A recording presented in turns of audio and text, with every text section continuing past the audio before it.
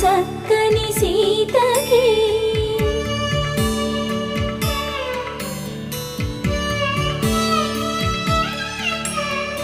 ఎర్ర జాబిలి చేయి రాముడేడని అడుగుతుంటే చూడలేదని పెదవి చెప్పే చెప్పలేమని కనులు చెప్పే నల్ల పూసై